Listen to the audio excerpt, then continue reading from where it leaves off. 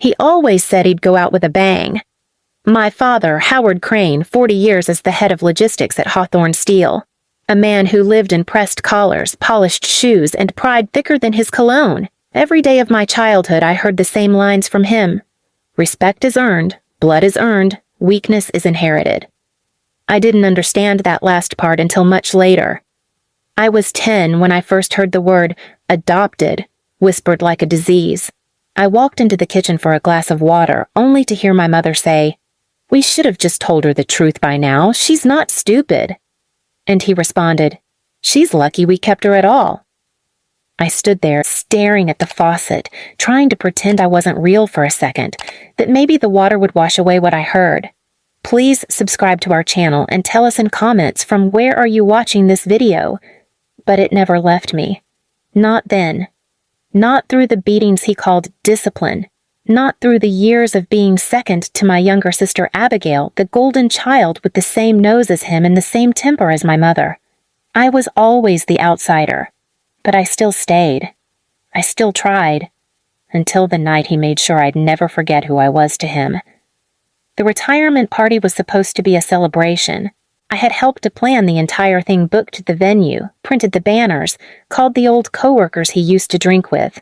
Not because I loved him, but because I wanted to believe. Maybe, just maybe, I could finally be acknowledged. It was held in a local golf club ballroom, big white columns, fancy lights, overpriced shrimp cocktails. Abigail floated around in a glittery blue dress, hugging guests like a debutante. My mother took credit for organizing everything, even though I had handled every detail. But I stayed quiet. I always did, because if I stayed invisible long enough, maybe I wouldn't get hurt. Then came the speeches. My father stood behind the mic, gripping the podium like a preacher ready to give his final sermon. 40 years, he began. 40 years loyalty, hard work, and building something that'll outlast me. The crowd clapped. He continued, voice strong, proud. I want to thank the people who stood by me. My beautiful wife, Margaret, my rock, my legacy, my daughter, Abigail. People clapped again. Then he turned to me. And then there's Natalie. I smiled, just a little, waiting. She came into our lives when she was 4, a troubled girl, abandoned. I told Margaret, we can't turn the house into a shelter, but she insisted. Some people chuckled. My throat tightened. She never quite fit in, but we fed her, raised her, tried to teach her what a real family looks like. Laughter bubbled in the room. I felt it hit my face like heat from a blast furnace. My father's smile sharpened. She may not be blood, but we gave her everything. Some would say, too much. But that's what family does, right? Even for adopted garbage. I didn't move. I couldn't. The room fell silent. Some laughed nervously. Others whispered. And he moved on just like that. Kept talking. Kept breathing.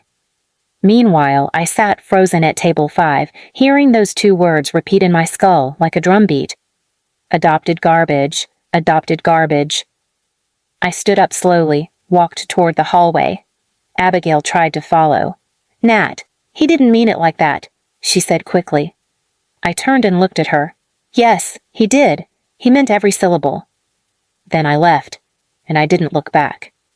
I went home that night and opened the file I'd been quietly building for 3 years, the folder marked just in case.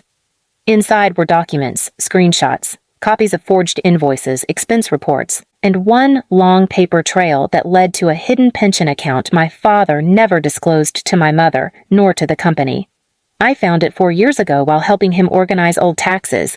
I was supposed to delete the backup files, but I didn't. Because part of me always knew he'd use the word garbage again one day. And when he did, I'd take everything he built and watch it burn. The thing about men like my father is that they never think anyone's watching, especially not the people they underestimate, especially not the garbage. After the retirement party, he tried to reach out twice. A short text. Don't be dramatic. Then a voicemail. You embarrassed yourself, not me. No apology, no hesitation, just the same smug righteousness he always wore like armor. I didn't reply. I didn't need to. I was already working. Over the next week, I assembled everything: expense logs, routing numbers, fake consulting fees, and his shadow account hidden under the name Crane Legacy Holdings. The name was almost poetic, arrogant, traceable. Years ago, when I'd helped scan his records, I noticed one weird file labeled HLC Retention. Inside, a fake employee listed under his department. My father had been submitting bonuses to that ghost employee quarterly and cashing them into a second pension fund, untaxed, hidden. It was classic him. Lie, pocket the difference, blame someone else. But now, I had everything, and I wasn't going to the police. I wasn't going to the company. That would have been too easy. I went to Margaret, my mother, his wife. We weren't close. She once told me I lacked the polish Abigail had, but she liked her lifestyle, her expensive wine, her bi-weekly spa visits, the friends who fawned over her perfect marriage. So I printed 2 copies of everything, slipped them into a sleek black envelope, one marked for her, one for Abigail. Then I waited. It didn't take long. 3 days later, she showed up at my apartment. No call, no text, just a sharp knock on the door. I opened it to find her in dark sunglasses, lips pale, holding the envelope like it was radioactive. "You had this the whole time?" I nodded. "He's been hiding money from me. From us?" "I guess he only shares with people he considers real family." Her lips quivered. She didn't cry. She didn't scream. She just said, "What do you want?" That was the moment, the shift, the part of the story where I could have asked for forgiveness, could have asked for an apology. But I didn't want their words anymore. I wanted his silence. I leaned forward and said, "I want his pension, all of it." She looked at me like I was mad. "You can't just take it. That's illegal." "Only if someone reports it," I said, handing her a second envelope, this one with login credentials and a transfer form. "He trusts you with access, right? Just say he gave it to you." She didn't answer right away, but she took the envelope. That night, Abigail called me. No rage, just a quiet voice. "You know he's going to find out." "I'm counting on it." And he did. 3 days later, I got the call. Blocked number. I answered just to hear the crash. "I know what you did," he roared. "You stole from me, you lying little—" I didn't flinch. I just asked, "Who's going to believe you? You'd have to admit you hid money from your wife, forged records, and robbed your own company." Silence. Then, "You think this makes you smart?" "No," I said. "It makes me done." And then I hung up. But I wasn't finished. He had a follow-up event the next weekend, a private dinner with his former executives and board members. Another speech, another spotlight. I arrived early, quiet, blended in.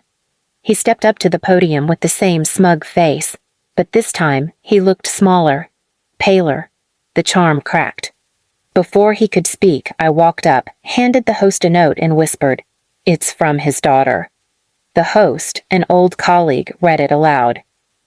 "To the man who once called me adopted garbage, thank you.